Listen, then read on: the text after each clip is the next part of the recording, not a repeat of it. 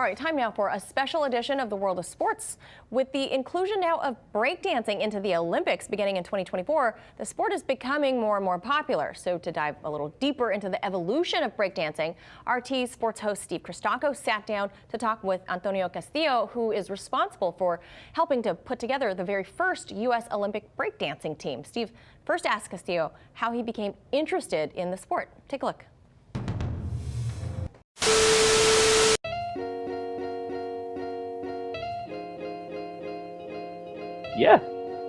Yeah. I mean, if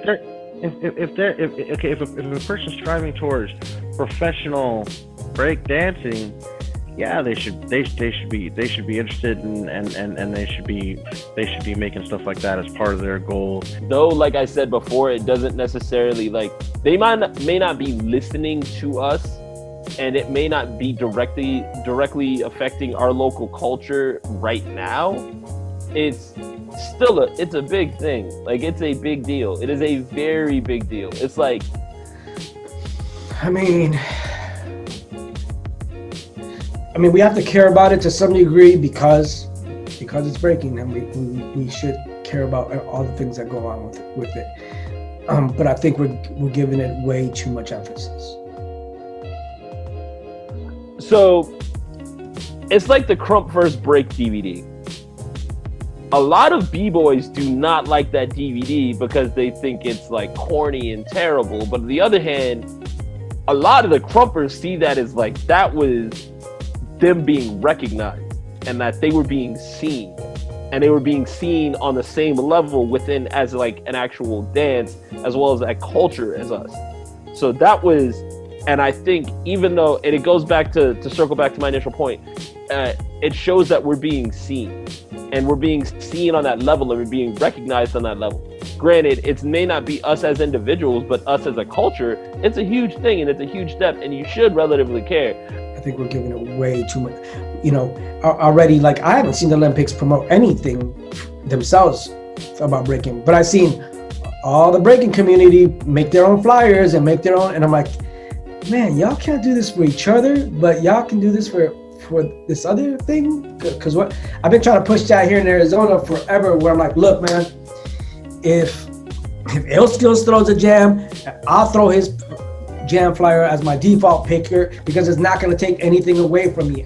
Why do I want his jam to be dope? Because I'm going to go to it, and I don't want to go to a whack jam. So if I help his jam be dope, then it's good for all of us, right? You know, and people are just like, oh yeah, that's a great idea. I'm like, why don't y'all do it? Why are we doing it? You know, if everybody just promoted each other's events and everybody defaulted their pictures for that 1 week, that jam's gonna be dope, and so forth and so forth. And, you know, so I think we should care, but we're already doing way more for the Olympics and the Olympics. And again, maybe I don't know squat. If they're gonna teach classes or open a dance studio, you know, or run a crew or something like that, you know what I mean? Yeah, they should be trying to take the crew, you know what I'm saying, through those kinds of journeys and stuff like that. Now, should you like go out there and lobby and try and get your like your second cousin that could do 5 flares onto the squad? Hell no, probably not, because they ain't gonna make it, and they gonna get torched, and then you gonna feel bad for, like, you know, providing that false like big head ceiling. But like, at the same time, you should care that we've made it this far. Person is just breaking, and they're just really happy with what they're doing, and or maybe they're a beginner, you know what I'm saying, and they're still taking classes. I mean, they shouldn't be worried about the pro aspect yet. That would be like a 10-year-old kid, you know what I'm saying, that's never even fought in like Golden Gloves or something like that, worried about the championship belt, you know what I mean? Like, you know, trying to have a say in it. It's just like, no, man, you know, like, you know, let's pay your dues first, you know what I'm saying? And then now you can start saying, I'm gonna, you know. You can't stare at a paint speckle of them calling it a sport when within the big picture, it is actually like, we've come so far from being utilized in a McDonald's commercial where it's like, hey, what's up, kid? Like, to now, it's like, we get to be ourselves. We get to represent. We get to tell the actual true history on that stage versus, like, not the media. Don't get me wrong. It wouldn't be wrong for someone to say, I'm going to make it to the Olympics. But I'm saying, like, you know, there's gonna be, you know, trials and tribulations, things that they got to go through to prove to themselves before anybody could take what they're saying seriously. You know what I'm saying? Immediately, it's like, so we have breakdancing. It's breaking. It's breaking. We get that space now. We get that space to kill that word. So it's like, it's important. And yes, we should care. I think all of us should care.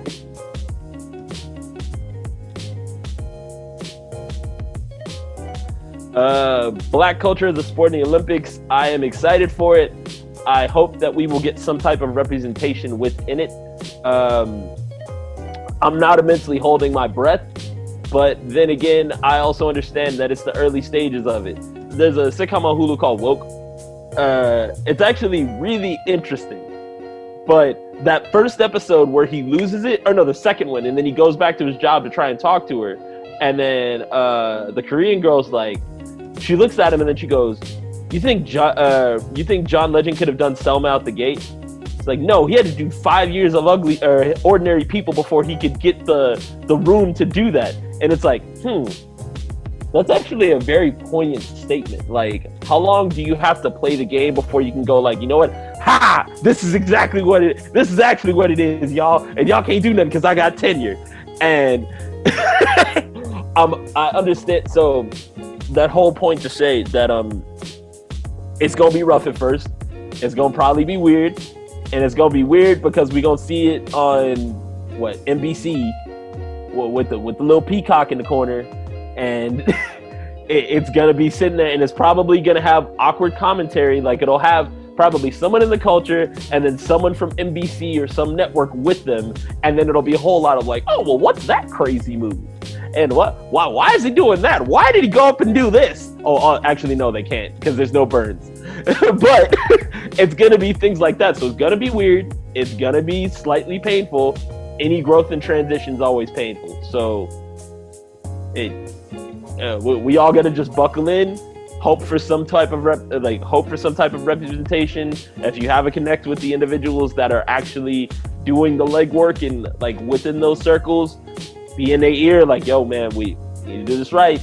Like, we in this, we need to do this right because, like, we didn't come all this way to start tap dancing. Like, we're already seeing it where everybody's like pushing the Olympics hard, but I'm like, I haven't seen the Olympics push us hard yet.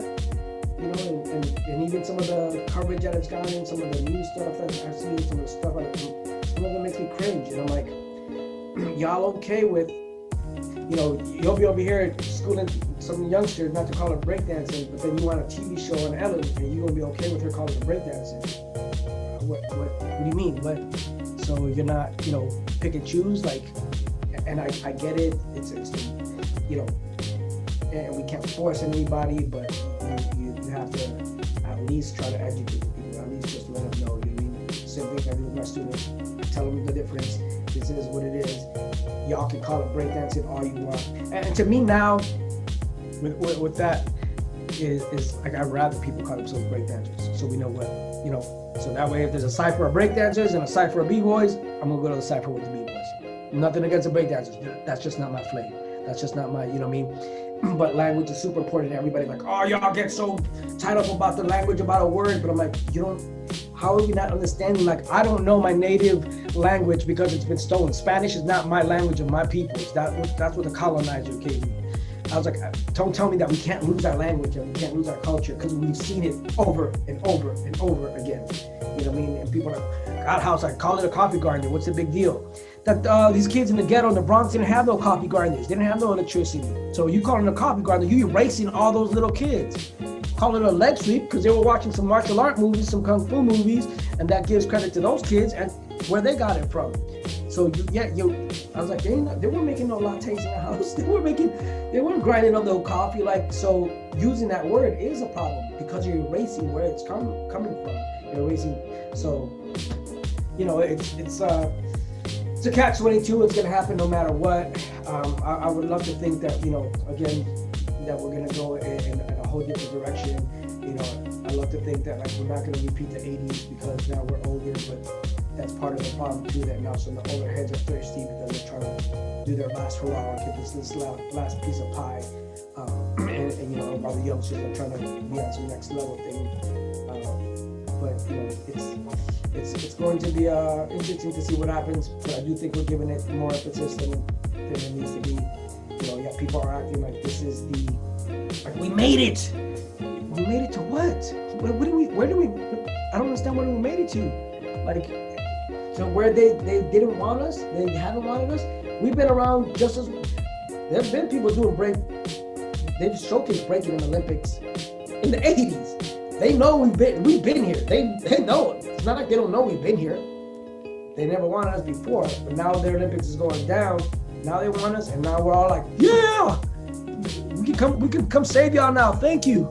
And we won't get nothing but breadcrumbs. Thank you. We made it.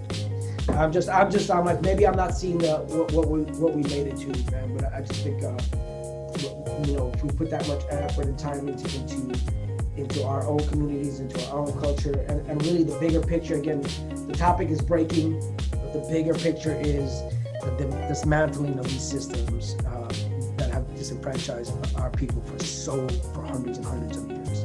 And you know, we're ignoring all of that. Like, you know, the Olympics is part of this system. The Olympics is set up in a certain kind of way. So if we can get in there to make some noise and do what hip hop does, I'm for it. But if we're gonna be in there, yes sir, no sir, then what are we doing now? I'll go back in the field and make a ruckus over there, because It's just a part of time. That's it. It's not the Cambrian explosion of breakdancing. And if it is, good. You believe in miracles? Yes! Unbelievable!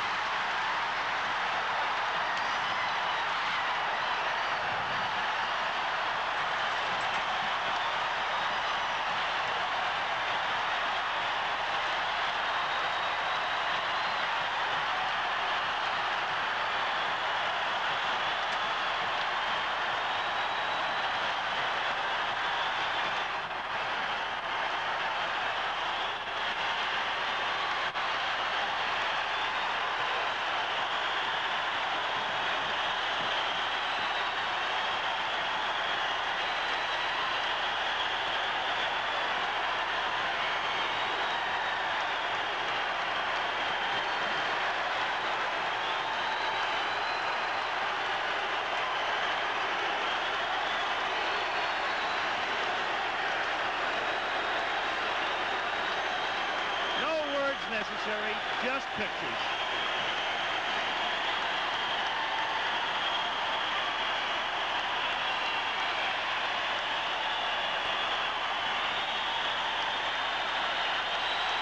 Four to three, the United States wins it. The teams congratulating each other after the game. The crowd still roaring.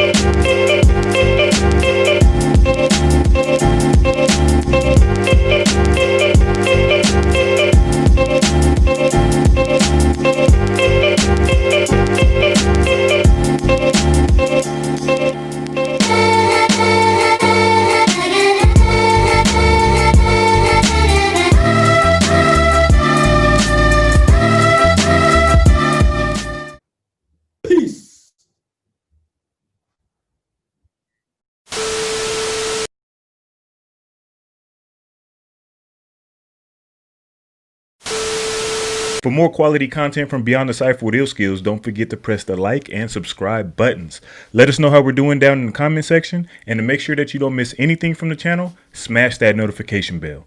We appreciate the love and support. Peace until the next episode.